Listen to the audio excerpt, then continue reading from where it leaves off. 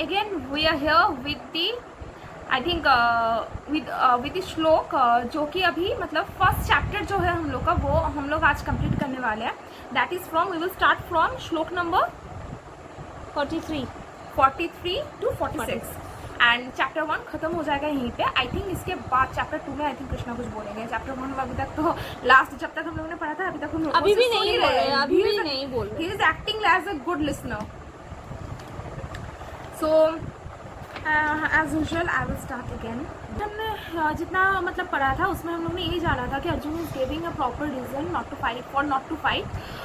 वो बोल रहे हैं कि कैसे सोसाइटी इम्बैलेंस होगा, कैसे मतलब एज अ फैमिली वो लोग मतलब पूरा ख़त्म हो जाएंगे, डिस्ट्रॉय हो जाएंगे. इनफैक्ट उनके एंसेस्टर तक भी डिस्ट्रॉय हो जाएंगे.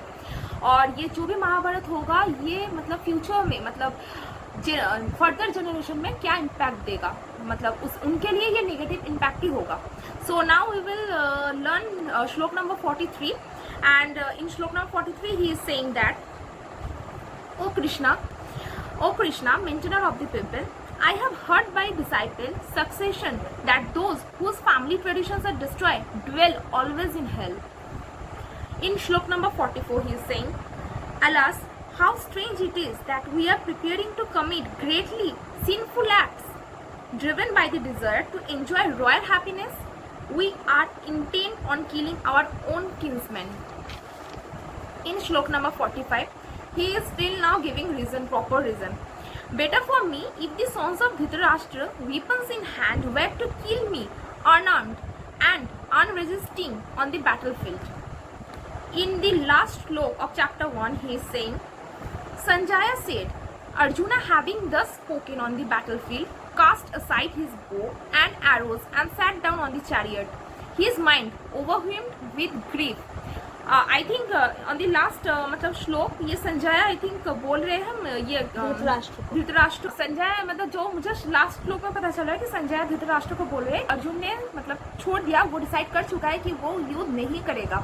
और आई थिंक इससे उन्हें थोड़ा तो मतलब दुख तो होगा क्योंकि अर्जुन जो बोल रहे थे आई थिंक संजय वो सब कुछ वहीं से वो बैठ के मतलब धृतराष्ट्र को एक्सप्लेन कर रहे थे. तो एक्चुअली कई बार हम सोचते हैं ना कि अच्छा कृष्ण ने अर्जुन को भगवद गीता सुनाई, तो बट इस टाइम पे बाकी सब तो सुन नहीं रहे थे, लेकिन अर्जुन के साथ 2 और लोग थे जो भगवद गीता पूरी तरह से सुन रहे थे, धृतराष्ट्र और संजय. जब उन्होंने मतलब टाइम को रोका था, जब उन्होंने मतलब अपना जो पूरा ये दिखाया था जो मतलब वो क्या बोलते हैं उसे मतलब विश्व रूप, और जब वो धृतराष्ट्र संजय ने भी अर्जुन के साथ हाँ संजय तो देख ही रहे थे और देख के सिर्फ अर्जुन ही था जिसे मतलब जो नहीं धृतराष्ट्र तो क्योंकि वो जन्मांध थे वो देख नहीं पाए, लेकिन वो सुन पा रहे थे कि वो उन्होंने विश्व रूप प्रकट किया, विश्व रूप दिखाया पूरा. तो आप देखिए ना कि कितने मर्सीफुल है भगवान. मतलब ऐसा नहीं कि बस युद्ध, और कई बार भगवान को और एक चीज बोला जाता है तो कि कृपालु, मतलब उनका कोई रीजन नहीं होता किसी पे कृपा करने का, और किसी पे भी कर सकते हैं.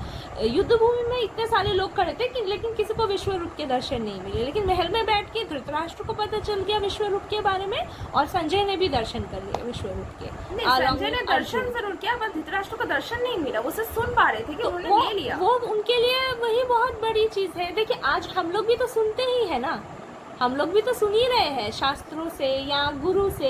युग में कहा जाता है कि देखने से भी बढ़कर सुनना है, क्योंकि देखेंगे तो आप तब जब भगवान दिव्य दृष्टि देंगे, ठीक है, लेकिन कब दिव्य दृष्टि देंगे? जब हम सुन के उस चीज को विजुअलाइज करते हैं, जब हमारे इच्छा उत्पन्न होती है कि मुझे भगवान को देखना है, मुझे भगवान का विश्व रूप देखना है, तब ना वो दिव्य दृष्टि देंगे. ऐसे थोड़ी हमें दे देंगे. हे प्रजापालक कृष्ण, मैंने गुरु परंपरा से सुना है, मतलब ऐसे ही नहीं सुन लिया है रैंडमली कहीं से, ऑथेंटिक सोर्सेस से रैंडमली कुछ भी नहीं सिखाया जाता था, प्रॉपरली साइंटिफिक चीजें ही सिखाई जाती थी. तो इसीलिए अर्जुन ने भी यहाँ पे मेंशन किया है कि उन्होंने गुरु परंपरा से सुना है, ऐसे उड़ते उड़ते नहीं सुन लिया. कर्म का विनाश करते हैं वे सदैव नरक में वास करते हैं.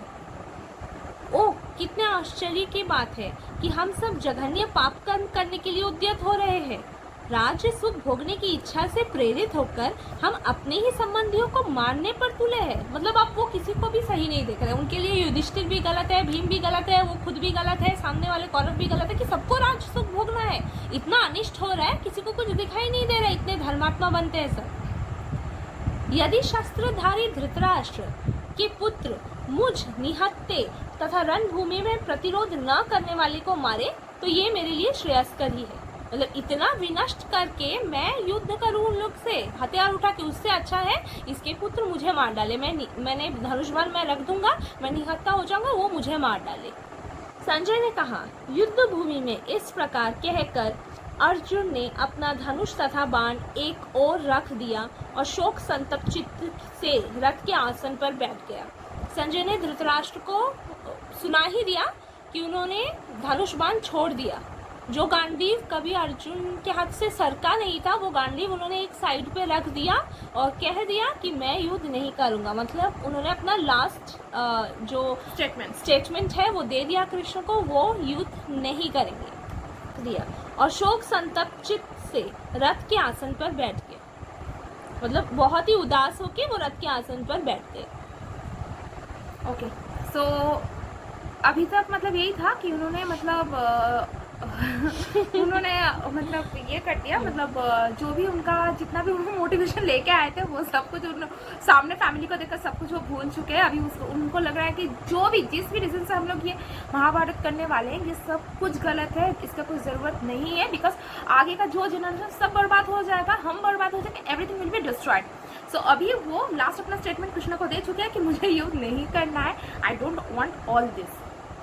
सो नेक्स्ट हम लोग पढ़ेंगे चैप्टर 2, जिसमें हम लोग जानेंगे शायद अब कृष्णा चैप्टर 2 में अब तो बोलना ही चाहिए। अब तो शायद अर्जुन का सब सुन लिया, अब तो बोलना ही चाहिए।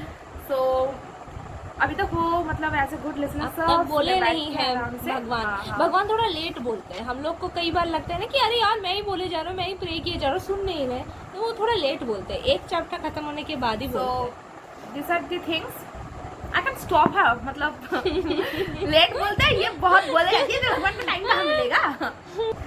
सो that's all for today and we are completing our chapter 1 and next हम लोग चैप्टर 2 से स्टार्ट करेंगे। ओके, 18 चैप्टर में 1 कंप्लीट कर लिया हमने, अभी 17 चैप्टर्स बाकी है और हम लोग we are looking toward something great, कि हमें कुछ ग्रेट मिले इस भगवद गीता से। मिलेगा। बाय।